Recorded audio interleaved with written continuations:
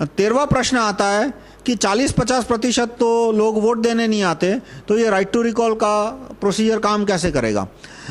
Vote देने के procedure मैं आपको संख्या में बताऊं कि अभी जो लोकसभा का इलेक्शन हुआ था 2009 में, उसमें 57% लोगों ने वोट डाला था, यानी ऑलमोस्ट 60% समझ लिए। कुछ कुछ राज्यों में जैसे पश्चिम बंगाल में 80% लोगों ने वोट डाला था। और वोट क्यों 60% लोग डालते हैं? क्योंकि वोटिंग का दिन सिर्फ एक दिन होता है।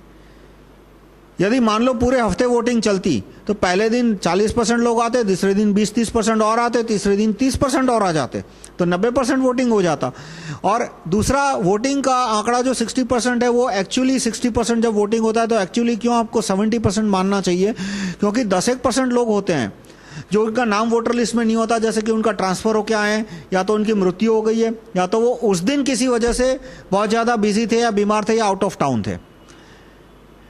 तो फिर भी वोटिंग परसेंट 60% है, वो कम है। पर वो कम इसलिए है क्योंकि एक ही दिन वोटिंग का मौका मिलता है। जबकि मैंने जो राइट टू रिकॉल का ड्राफ्ट दिया है सेक्शन 6.6 में, राइट टू रिकॉल पीएम या तो टीसीपी का ड्राफ्ट है सेक्शन 1.3 में, उसमें नागरिक किसी भी दिन पटवारी की कचहरी में जाके हाना दर्ज कर सकता है या अप्रूवल फाइलिंग कर सकता है। तो इसके लिए परसेंटेज ज्यादा है। दूसरा, वोटिंग परसेंटेज कम होती है, उसका सबसे बड़ा कारण क्या है कि 30-40% नागरिक जेन्युइनली मानते हैं, और उनकी बात शायद सच भी है, मैं सच मानता हूं कि मैं बीजेपी को वोट दूं या कांग्रेस को वोट दूं या अन्ना पार्टी को वोट दूं या सुब्रमण्यम स्वामी को वोट दूं, क्या फर्क पड़ने वाला है?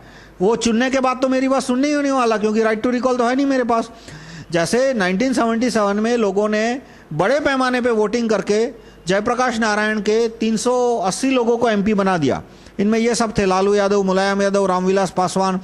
और उस जमाने में वो अरविंद गांधी जितने शुद्ध माने जाते थे कि लालू यादव के बारे में कहा देखो कितनी अच्छी नौकरी थी उसके पास, वो यूनिवर्सिटी में रीडर थे और प्रोफेसर बनने का उसको ऑफर दिया था कि ये तुम इंदिरा गांधी के खिलाफ मुहिम छोड़ दो, हम तुमको प्रोफेसर बना देंगे, हेड ऑफ द डिपार्टमेंट बना देंगे। लेकिन उसने वो सब अस्वीकार कर दिया और वो तो 2 साल जेल में रहे थे इमरजेंसी के टाइम। मिसा MISC कानून के अंतर्गत लालू यादव जेल में रहे थे और नौकरी से सस्पेंड हो गए थे, बाद में उन्होंने नौकरी से रिजाइन कर दिया। तो अरविंद गांधी कभी जेल में नहीं गए 2 साल, और ऐसी कड़ी जेल में जैसी 1977 की जेल थी।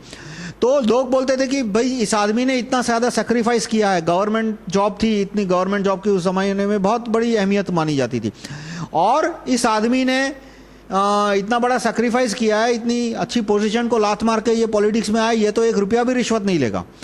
लेकिन चुनाव जीतने के बाद दूसरे दिन उसने राइट टू रिकॉल का विरोध करना शुरू किया, और 2 हाथ से नहीं 10 हाथ से उसने रिश्वत लेना शुरू कर दिया। तो इतने सारे विश्वासघात लोगों के साथ हो चुके हैं कि लोग चुन के आते हैं और उतने ही बुरे हो जाते हैं जितने पिछले इलेक्टेड लोग होते थे, और इसलिए वोट डालने से उनका रिस्पॉन्स कम हो गया। लेकिन MRCM में देखो, यहां राइट टू रिकॉल में 2 बातें आती है। लोगों के पास पावर है कि वो 15 दिन में निकाल सके, इसलिए जो नया आदमी आएगा वो इतना भ्रष्ट नहीं निकलेगा।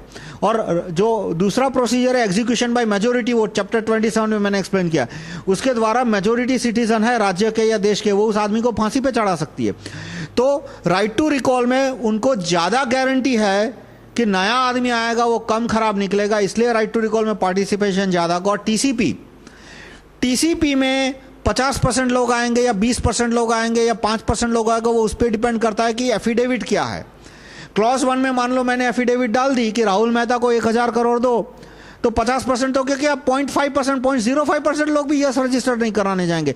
लेकिन MRCM जैसी एफिडेविट हुई कि हर एक आदमी को मिनरल रॉयल्टी का पैसा उसके खाते में आएगा, और पर मंथ 200 रुपया पर पर्सन, पर मंथ पर पर्सन 200 रुपया भी हो सकता है, 600 रुपया भी हो सकता है। तो हर एक आदमी देखेगा कि भाई इसमें तो मेरा एथिकल फायदा है, ये भी नहीं कि अनएथिकल फायदा है।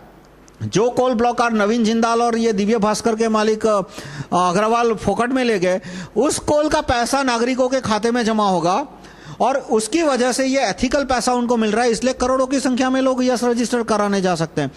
तो पहली बात, कितने % लोग टीसीपी में पार्टिसिपेट करेंगे वो डिपेंड करता है कि प्रपोजल क्या है।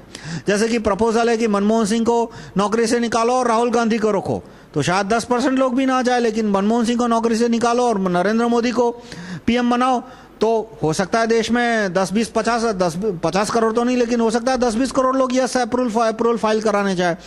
तो वो प्रपोजल पे डिपेंड करेगा, इलेक्शन के परफॉर्मेंस पे डिपेंड नहीं करेगा, क्योंकि इलेक्शन एक दिन चलता है, टीसीपी है वो आप 1 महीने में, 2 महीने में, 3 महीने में, 10 महीने में, साल में किसी भी दिन पटवारी की कचहरी में जाके फाइल कर सकते हो और उसमें रियल बेनिफिट आपके सामने है और इसलिए टीसीपी में पार्टिसिपेशन ज्यादा होने की संभावना है।